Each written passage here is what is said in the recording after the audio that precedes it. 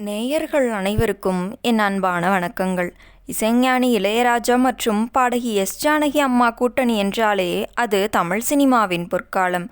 இளையராஜா தன் இசையில் ஜானகி அம்மாவுக்கு கொடுத்த பாடல்கள் எல்லாமே அசாத்தியமானவை.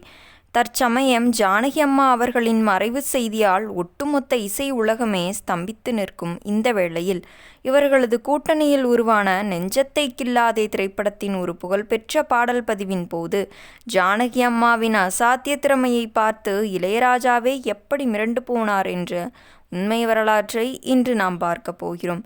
இயக்குனர் மகேந்திரன் இயக்கத்தில் 1980களில் வெளியான ஒரு கிளாசிக் திரைப்படம்தான் நெஞ்சத்தை கில்லாதே.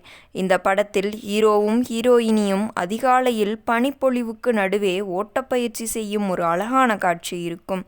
இந்த சூழலுக்கு ஒரு துள்ளலான அதே சமயம் புதுமையான பாடல் தேவை என்று இயக்குனர் கேட்க இளையராஜா ஒரு அலாதியான தாளக்கட்டோடு மெட்டை உருவாக்கினார்.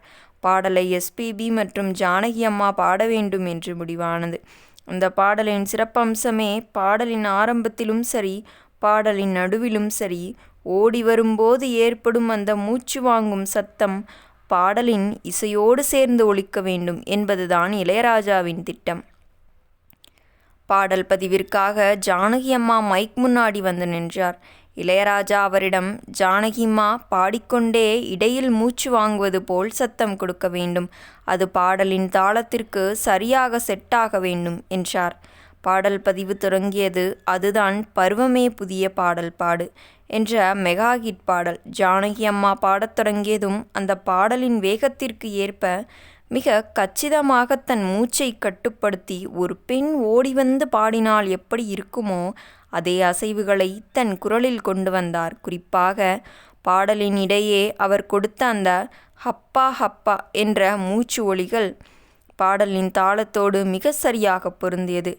கண்ட்ரோல் ரூமில் இருந்து இதை கேட்டுக்கொண்டிருந்த இளையராஜா ஹெட்ஃபோனை கழற்றிவிட்டு அப்படியே மிரண்டு போய் நின்றார்.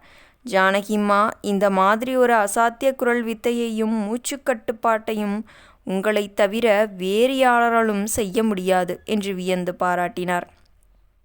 இன்று ஜானகி அம்மா மறைந்து விட்டார்கள்.